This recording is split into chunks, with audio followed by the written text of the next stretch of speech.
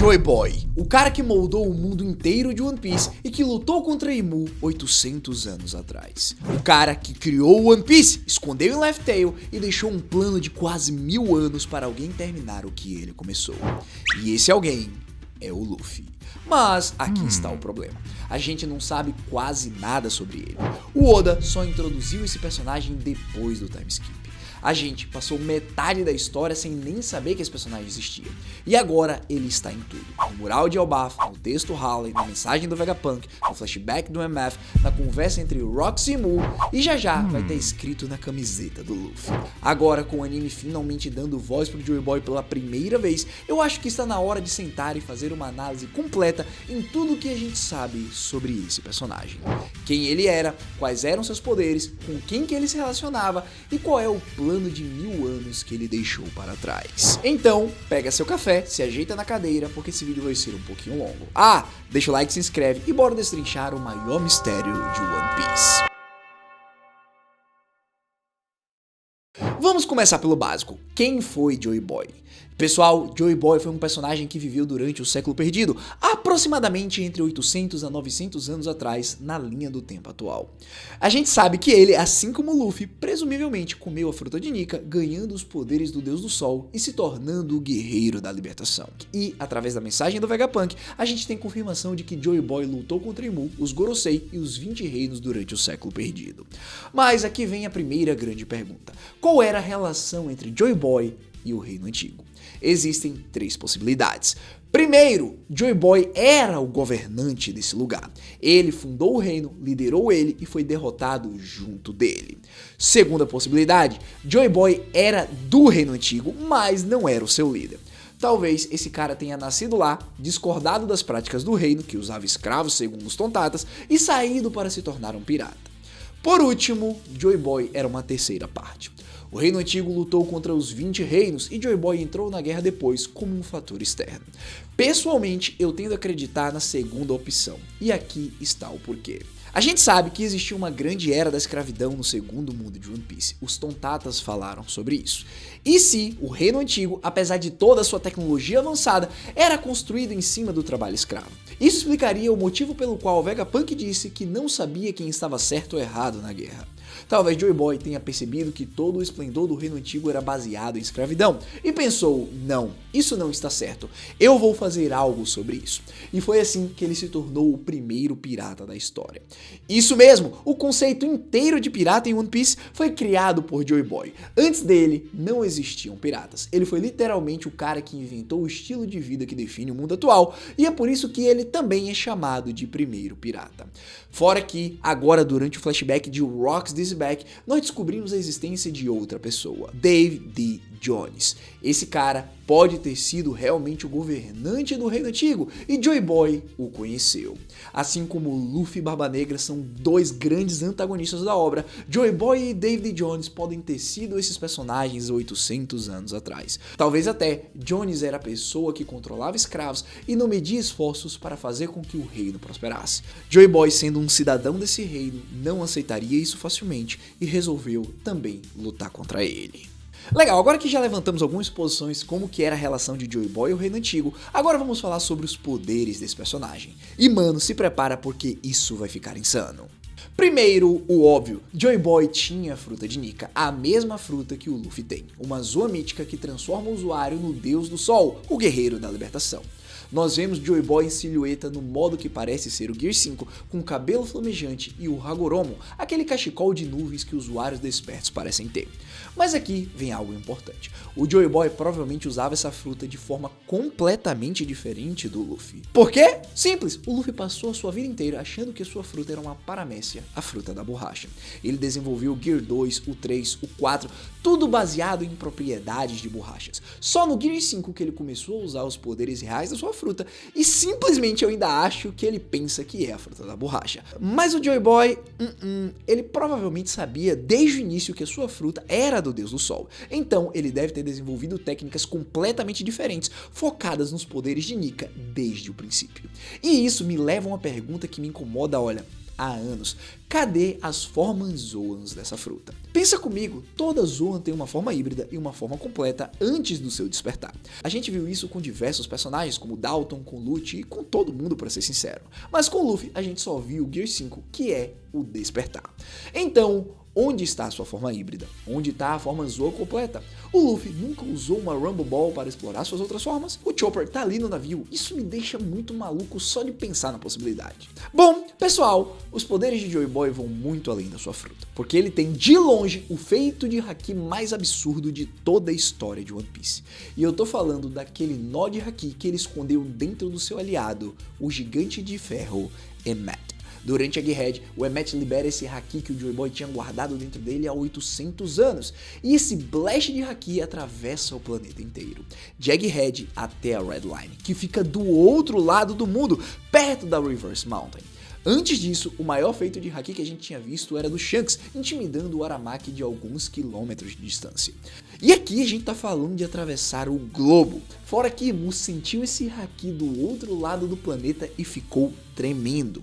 Porém, tem algo ainda mais importante aqui. Pela primeira vez, a gente viu o Haki sendo armazenado como forma de energia. O Joy Boy literalmente selou seu Haki em um nó que ficou guardado por 800 anos. E isso abre possibilidades insanas, porque pensa comigo, se você pode tecer o Haki em um tecido, em nós mais especificamente, por que não tecer em um chapéu de palha? Por que não armazenar lá dentro? Afinal, o chapéu de palha é o símbolo central de toda a história. E se ele não fosse um chapéu comum? E se o Joy Boy tiver tecido seu próprio Haki nele, passado a sua vontade adiante através das gerações? Isso explicaria por que o chapéu é tão importante, porque o Roger já tinha ele quando começou sua jornada, porque tem um chapéu gigante no freezer de Mary Joyce e por que Imu fica olhando. E os Poneglyphs, eles são feitos de um material indestrutível que nem a Akuma no Mi consegue quebrar. Um material que parece ter vontade própria.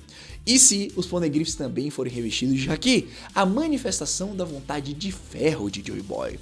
Isso explicaria o motivo pelo qual os poderes de Akuma no Mi e nenhum Haki funcionou contra eles. Explicaria porque alguém com a voz de todas as coisas consegue ler as intenções por trás das mensagens. E em Binken no Sake, a música dos piratas, tem uma linha sobre sair da Vila dos Tecelões. Talvez seja literal, Joy Boy veio de um lugar onde tecia o Haki. E talvez tenha sido lá que o Haredas tenha aprendido sobre o nó dos ventos, que inclusive passou para Nami. Ou seja, como armazenar, tecer formas de energia, no caso o vento, dentro de um nó e quem sabe também dentro de outras coisas. Bom, como acabamos de falar, outro poder que Joy Boy quase certamente tinha é a voz de todas as coisas. Esse poder é ainda muito misterioso nesse universo. A gente sabe que o Luffy tem, o Roger tinha e tudo indica que Momonosuke e Shirahoshi também tem. É um poder extremamente raro, mais raro do que o Haoshoku. E Joy Boy tinha que ter, porque ele se comunicava com Zunisha e com Emmet. E esses dois personagens respondem especificamente a quem tem esse tipo de habilidade. Não é à toa que vimos tanto o Luffy quanto o Momonosuke falando com Zunisha. No fim, o mistério sobre essa habilidade ainda permanece, porque várias pessoas ao redor do mundo, aqueles que têm vontades tão fortes, conseguem se comunicar com outros. É o caso também que vimos recentemente do Rox conseguindo se comunicar com Roger e Garp através dessa habilidade. Então, seja lá qual seja o motivo por trás de alguém conseguir obtê-la, com certeza está atrelado a Joy Boy e aos seus feitos do passado. Agora, uma última coisa sobre seus poderes. Será que Joy Boy usava armas? No mural de Elbaf, a gente vê uma figura que eu acredito ser Joy Boy segurando um escudo e uma espada. E também tem um símbolo dele no escudo, que é aquele círculo com outros 8 círculos em volta. Se Joy Boy usava escudo e espada junto com os poderes do Gear 5, mano, imaginem o Luffy fazendo isso. Seria completamente sem noção. Ainda bem que a gente tem o nosso Solador Supremo no bando para não deixar isso acontecer. Fora que se formos falar em armas, temos que levar em conta as armas ancestrais que com certeza, de alguma forma, no futuro, Luffy estará sob controle de alguma delas, principalmente Poseidon, que é aliada dele. Bom, legal, agora vamos falar sobre os símbolos conectados ao Joy Boy. E mano, isso aqui é onde a coisa fica muito interessante. Primeiro, essa bandeira, esse símbolo com um círculo central e 8 orbes ao seu redor. A comunidade inteira associa esse símbolo ao Joy Boy e por boas razões. Ele aparece em todo lugar conectado a ele. Você deve estar se perguntando, opa Hashirão, onde é que a gente vê esse símbolo? Bom, para começar, na bandeira de Alabasta, onde Nefertari de Lily era rainha 800 anos atrás. Também vemos no símbolo tribal de Shandora, onde encontramos um Poneglyph. Lá no brasão dos Kozuki, que fizeram os Poneglyphs, em Zou, onde tem outro Road Poneglyph e que também é Zunisha. Também nós o vemos no logo dos Piratas do Sol, onde Fish Tiger era o capitão, que foi o quem? Escravos libertados, inclusive pelo Shanks. Também vimos no mural de Elbaf, no escudo onde aparentemente Joy Boy está segurando, e por fim na igreja do Kuma, onde os bucaneiros adoravam Nika. Resumindo, é o símbolo do Joy Boy, não tem como negar. Mas o que ele significa? Primeira possibilidade, é um símbolo do sol, simples e direto. Joy Boy era o deus do sol, os piratas do sol usavam ele, e assim, faz total sentido. Nada demais, nenhuma explicação espalhafatosa. Ou os 8 orbes representam 8 reinos que fazem parte da aliança de Joy Boy. Wano, Ilha dos Tritões, Alabasta, Shandora, Zou, Elbaf e mais 2 outros que a gente ainda não sabe. Por fim, esse símbolo pode representar as 8 fases da lua. Isso aqui é muito interessante e eu descobri lendo uma publicação no Reddit. Olha as 8 fases da lua. É exatamente o mesmo símbolo. A Terra no centro e as 8 fases ao redor. Isso me leva a algo muito curioso que eu acho muito estranho. Luffy é supostamente o deus do sol, mas tudo sobre ele é conectado à lua. Afinal, o Luffy despertou o Gear 5 na frente da lua cheia. A primeira aparição do Nika foi durante um festival noturno lá em Skypiea.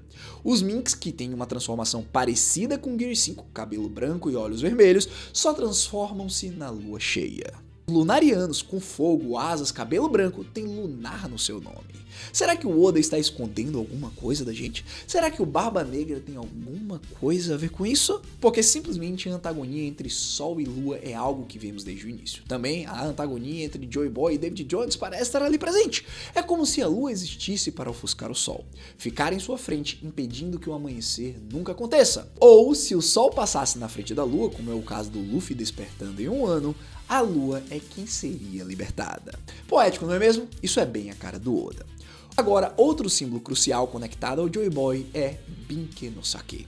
Essa música é a música pirata de One Piece. A única música que o Oda escreveu especificamente. Ela foi introduzida com o Brook e eu acho que vai ser muito mais importante do que muitas pessoas pensam. Porque eu tenho quase certeza que Binke no Sake conta a história de vida do Joy Boy. Porque se a gente for olhar assim de maneira possível, eu não vou traduzir a música toda, ela começa com alguém saindo da vila dos Tecelões, fala sobre ir pro mar começando uma tripulação e termina com um conto engraçado que nunca termina, sempre viajando. Literalmente, Left Tail.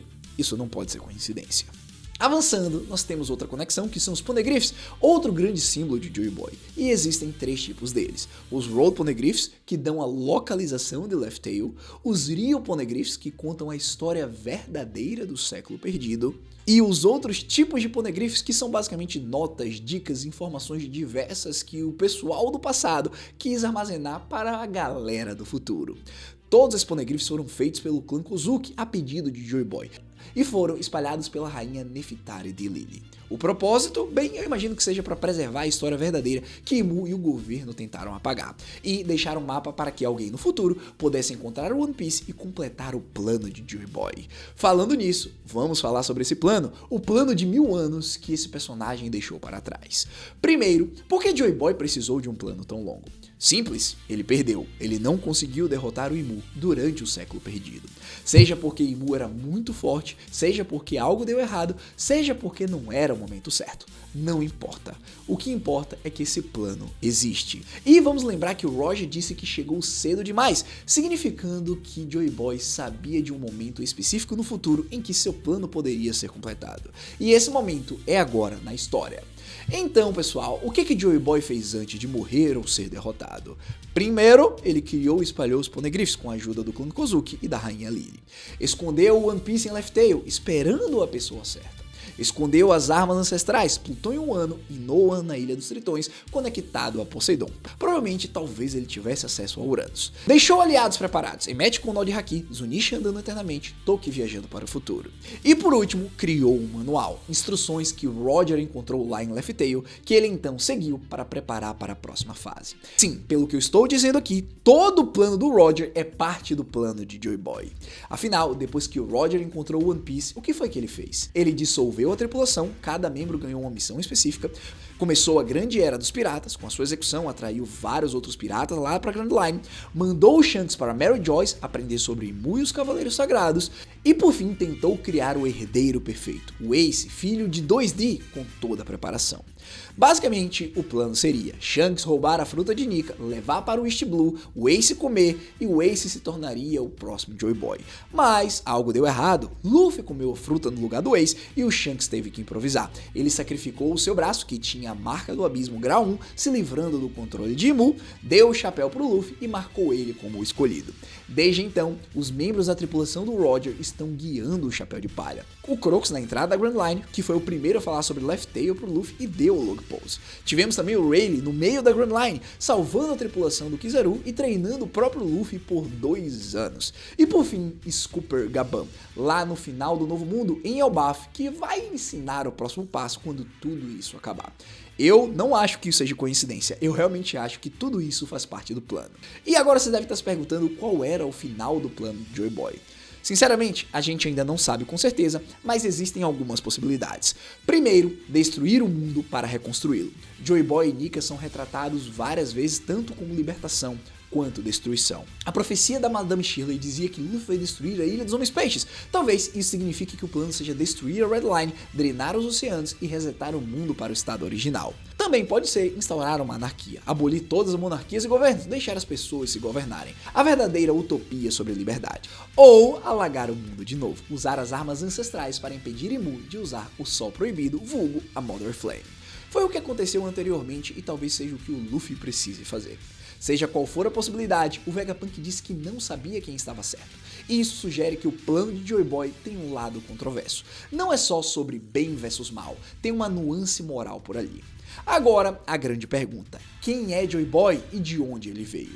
Deixa eu listar aqui as possibilidades. Primeiro, bucaneiro. Pessoal, os bucaneiros são caçados pelo governo, têm conexão profunda com Nika e têm habilidades especiais que ninguém ainda sabe. Joy Boy pode ter sido um deles. Segunda possibilidade, os Kozuki. O clã Kozuki fez os Poneglyphs para Joy Boy. O Wano é um dos lugares mais importantes da história. Joy Boy pode ter nascido por lá. Terceira possibilidade, Lunariano. Outra raça caçada pelo governo e que foi exterminada eram chamados de deuses. Eles têm fogo, asas, cabelo branco. O Imu parece ter roubado a estética deles. E Joy Boy pode ter sido um desses caras. Quarta possibilidade, Neftari. E se Joy Boy se casou com Lily? A Vivi seria descendente de ambos. Outra possibilidade seria da família Goldie. O Roger já tinha o chapéu de palha quando era jovem. Se foi passado de geração em geração dentro da sua família, bom, Roger poderia ter sido descendente dele. Por fim, nós temos a família Monk. Luffy, Dragon e Garp, todos são absurdamente especiais dentro da história. Todos podem usar fogo sem explicação. Talvez a família Monk seja descendente de Joy Boy e é por isso que a fruta chamou o Luffy. E agora a teoria mais louca que eu preciso mencionar. Joy Boy é o próprio Luffy. Literalmente, Luffy viaja no tempo pro passado e se torna Joy Boy. Isso explicaria algumas coisas, como por exemplo, porque um dos dubladores do Luffy em um dos OVAs é quem dubla Joy Boy no anime original. Porque também todos os aliados do Joy Boy se aplicam ao Luffy, os Tritões, os Minks, o Wano, etc. Fora que Joy Boy parece um título, não um nome. É controverso, muita gente não gosta de viagem no tempo, inclusive eu, mas tem muita coisa apontando nessa direção e eu espero que não chegue lá. Pessoal, agora por fim, o que foi que aconteceu com ele? Ele morreu lutando contra Imu e pronto? Foi isso? Simplesmente a gente não sabe. Mas com tudo que o Oda tá construindo, o flashback do Joy Boy vai ser o maior da história de One Piece. Maior que o Den, maior que Kuma, maior do que o do Loki, maior do que tudo. E é basicamente isso, galera. Tudo que a gente sabe e muito do que a gente teoriza sobre Joy Boy. No fim, como eu acabei de dizer, eu tenho certeza, o flashback do século perdido será épico e eu mal posso esperar. Agora me conta aí nos comentários, qual teoria sobre Joy Boy você acha mais provável? Ele é o ancestral do Luffy, do Roger, ou é literalmente o Luffy que veio do futuro para o passado? Deixa o like, se inscreve, ativa o sininho e se você quer ver mais vídeos de análise profunda como esse, deixa um comentário pedindo, porque sinceramente eu adoro fazer esse tipo de conteúdo. Nos vemos no próximo vídeo e valeu!